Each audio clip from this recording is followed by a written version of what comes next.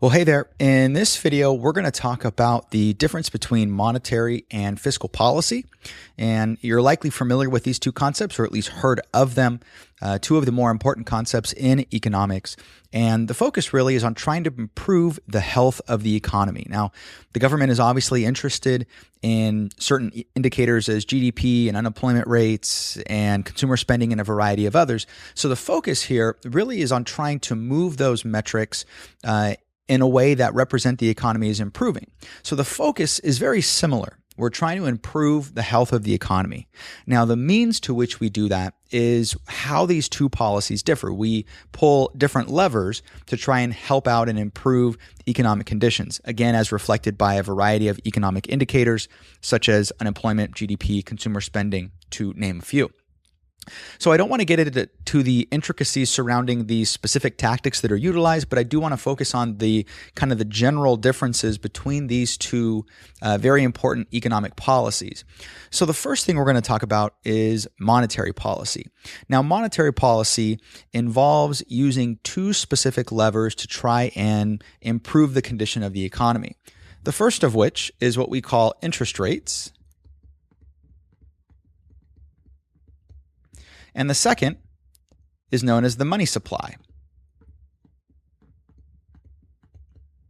Now, interest rates represent both what banks essentially charge on loans, but also what we receive in interest. So if you have a savings account or a CD, the money that's paid on that account largely is affected by the prevailing interest rates, which, although aren't set entirely by the Fed in some way, they certainly influence them through the purchasing of securities and those types of things.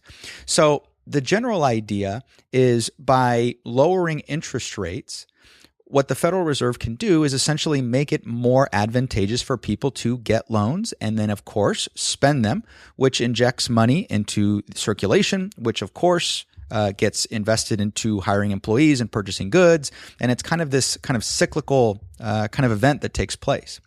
So interest rates are really important. You probably are familiar with a couple of specific interest rates, things like what we call the discount rate, which represents the actual money that is loaned to banks. So the Federal Reserve, of course, one of their major roles is the kind of what we call the banker's bank. And so if a bank needs to get overnight monies, they can go to the Federal Reserve and they can go to what's called the discount window and then pay whatever prevailing rate that is. Currently, it's relatively low, I think maybe 1/4 to 1/2 percentage point, which again kind of reflects the idea that I'm trying to, as the Federal Reserve, I want to facilitate spending. If I want to pull back on spending, if I'm concerned about potentially inflation and the economy is growing too quickly, then I can, of course, raise that interest rate.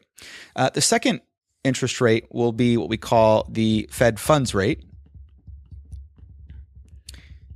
And this particular rate, although it isn't set specifically by the Fed, they've set what's called a target. And the Fed funds rate, you're probably familiar, is the rate that banks can loan to one another. So banks will usually keep reserves with the Federal Reserve or with at least their Federal Reserve branch. For example, at least here, because we're in California, our closest Federal Reserve branch is in San Francisco. So banks in this area and throughout a lot of the West will hold reserves with the Federal Reserve. They can keep that money on hand and the Fed will actually pay an interest rate to hold those monies. But what the banks can do is they can lend money to one another for a specified interest rate. Again, this is kind of, the banks agree to on themselves. However, the Fed does set a target on what is considered to be reasonable as well. So that's interest rates. The other aspect is the money supply or the amount of money that's in circulation. So what the Federal Reserve can do is it can essentially take the amount of money. So say this represents $100 million, which is very small. Typically with the Fed, we're talking about billions and really they have trillions of dollars on their books. But just as an example, let's say there's $100 million in circulation. This means that the amount of money available to consumers like you or I is 100 million. So that's how much we can access through banks. Remember, banks, of course, are kind of the distribution mechanism for the Fed. When the Fed wants to create money, it doesn't actually physically create it. It simply transfers money onto the books of banks. Banks then in turn will make loans. And then, of course, we can get loans and then spend that particular money. So in this case, what the Fed can do with the supply of money is it can go ahead and it's going to go ahead and increase this amount. And so maybe it increases it an extra $25 million. Well, this is now an extra $25 million that's available in circulation for people like you and I to acquire in terms of loans. Filtered down through the banks, we go into our local bank or credit union, apply for a loan, and then we can take these monies and then spend them on homes, cars, computers, whatever goods that we would want to obtain. So this is a really interesting thing because by increasing the supply of money, the Fed essentially increases the availability or the supply of that, which in turn gives people the opportunities to acquire those funds. If they get spent, of course, that's revenues for businesses. And if enough of that takes place, then businesses have needs to hire and those types of things. So those are the two policies there related specifically into monetary policy. We can talk more about specifics in a future video. Now, in fiscal policy, we're actually looking at accomplishing the same thing as monetary policy, but we do it differently. Now, where monetary policy is controlled by the Federal Reserve, fiscal policy is controlled by the executive and legislative branches. So in this case, the legislative branch can recommend policies and those types of things. We have kind of that checks and balances system, so one can't do it without the other. So fiscal policy is going to take two forms. One, it's going to take the form of government spending. And two, it'll take the form of taxation. So government, of course, is responsible for two things. One, the money that it spends. Government has a huge budget, and then it will in turn use that budget to support certain areas of the economy that it thinks needs to be supported. Taxation, of course, represents what we as consumers will pay on our taxes, but the Fed or the government can also use this as a way of giving increased monies in the hands of individual consumers. So we will, of course, spend it. One thing that you're probably familiar with is, at least in the US, we have a very terrible savings rate. So if we get money, the chances of us saving is very slim. I believe it fluctuates, but it can range anywhere from 1 to maybe 2%. It increased a little bit after the latest recession in 2008, just as people were trying to kind of improve their personal balance sheets. But it usually hovers around that percentage. And so that shows you that if you got $100, for example, you would save maybe $1 or $2. The rest of it you're going to spend. The government knows this and understands that if we give money to consumers, the chances of them saving it is going to be very, very low.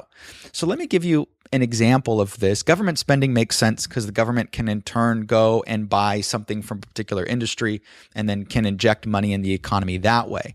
One interesting thing that I'd make the distinction of is under fiscal policy, we're merely talking about a redistribution of existing monies.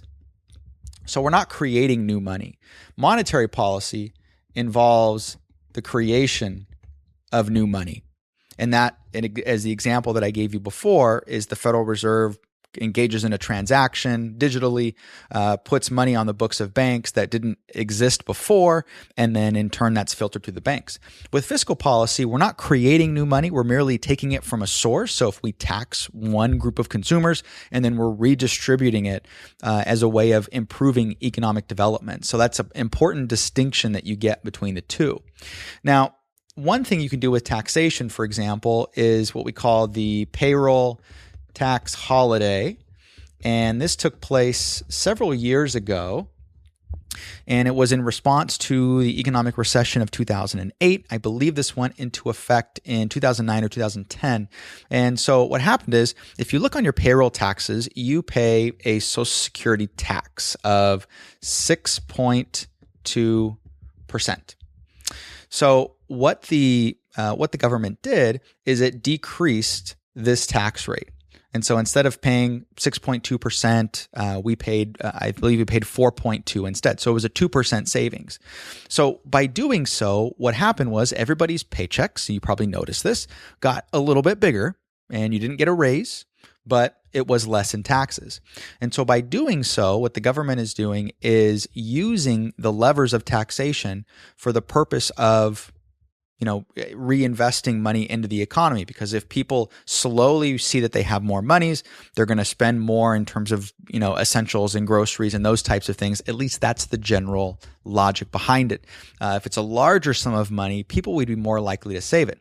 Now, you can argue that maybe this policy wasn't great, but this is an example of fiscal policy that was, of course, lessening Social Security taxes going in. And you can make the argument, of course, that maybe we should be paying into Social Security given it's not essentially the strongest thing financially. But that's an example of fiscal policy, the payroll tax holiday of 2009. So that's the two differences. So the key things, again, remember that both of them are attempts to influence the economy in a positive way. They do it a little bit differently. Monetary policy, specifically with interest rates and the money supply. Fiscal policy, specifically with money that government spends, as well as taxation. But the intent is very similar. We're trying to take money, put it in the hands of those people that are going to spend it so they can spend it, goes into businesses. Businesses have demand for goods and services. They hire. Now people have more money. And so you get kind of this cycle that takes place. But the government tries to use this as the starting point to create that cycle.